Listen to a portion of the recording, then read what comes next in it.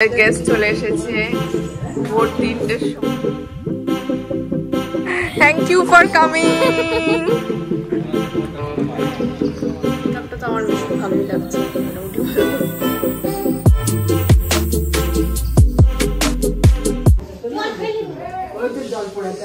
এই যে আমাদের গেস্ট চলে এসেছে ভোর 3টের সময়, ল্যান্ড করেছে 3:30-র সময়। বলো আমি তখন এখন বাজে 9:30, তখন দেখাচ্ছিস গেস্ট চলে এসেছে। কি করব, ওয়েলকাম করার জন্য আর জেগে থাকতে পারিনি। দেখছি খাচ্ছে, লাস্ট ছোট জন থেকে খাচ্ছি দেখে নাকি। কি রান্না হচ্ছে আজকে বলো, কি কি হচ্ছে? আলু ভাজা, আলু ভাজা হচ্ছে, আলু ফুলকপি। আর আজকেই তো লাস্ট রান্না, এরপর থেকে সব ক্যাটারার।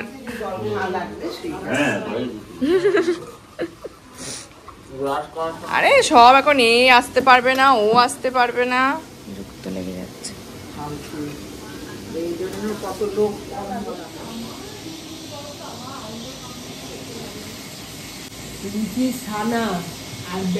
আমার এখন এরকম ব্রাইড একটু পরে রেডি হবে ফর মেহেন্দি। এই যে আমাদের সব ব্লগও চলছে।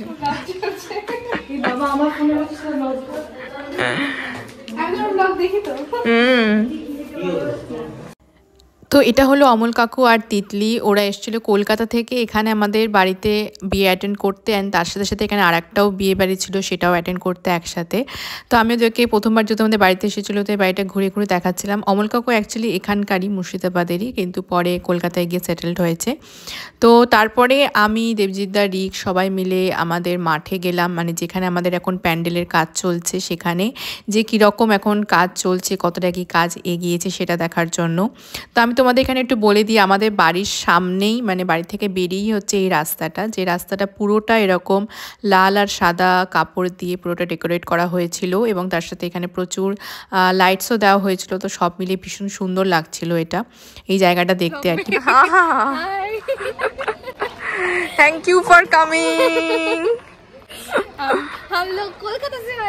হ্যাঁ, চলে আসবি সঙ্গীতে অবশ্যই, বিয়েটাও দেখে যাস, ভালো লাগবে। ও মা আবার ওখান দিয়ে চলে এসছে নাইটি পরে, তাও আবার এই হবে বাড়ির লোকজন দেখবে নাইটি পরেই ঘোরাঘুরি করছে। কোনটা? এটা আমি যেখানে বসবো, সঙ্গীত আগের দিন সবই এখানে। হ্যাঁ, তা আমি তো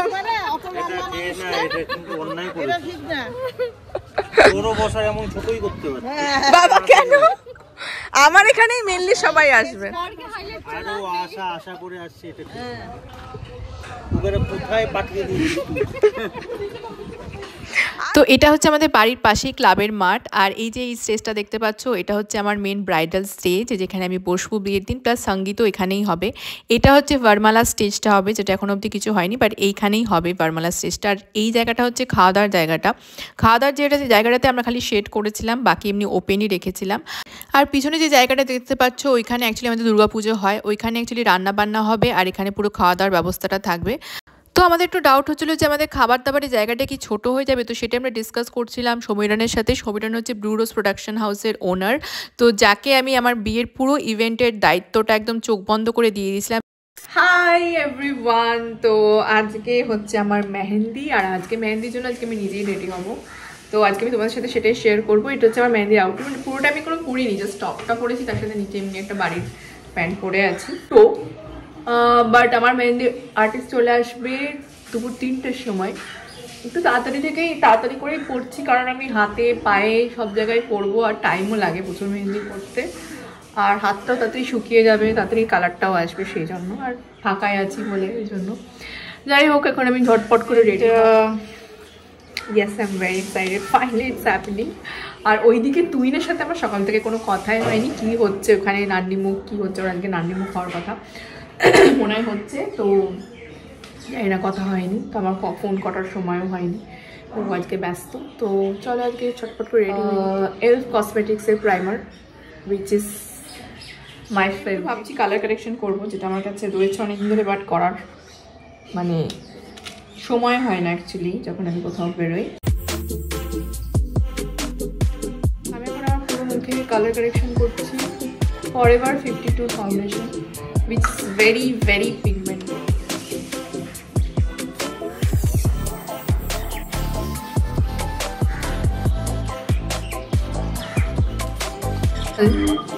বললাম ওখানে কিরকম ঠান্ডা গো? আমি বলছি কথা। এই আইশ্যাডো প্যালেটটা আমাকে দেবজিৎদা এবার রাখিতে গিফট করেছিল, তো এটা আমি প্রথমবারের জন্য ইউজ করছি বিয়েতে। কিরম কি আই লুক ক্রিয়েট করতে পারি, আই লুক ক্রিয়েট করার চেষ্টা করছি অন্ধকারে অন্ধকারে, কিছু করার নেই। এই যে এখন আমি খাচ্ছি, হাফ মেকআপ করে এখন আমি চলে এসেছি খেতে। মা পিছন দিয়ে যাচ্ছে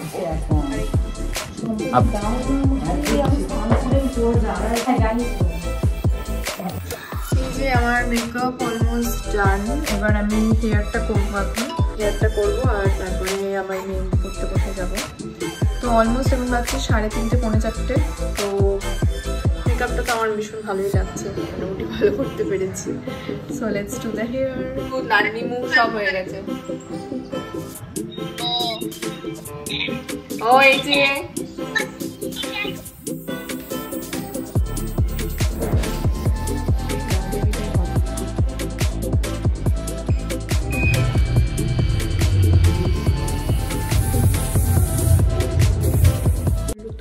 ছাদে গিয়ে শেয়ার করবো। তো ড্রেসটা হচ্ছে কিছুটা এরকম। So let's go.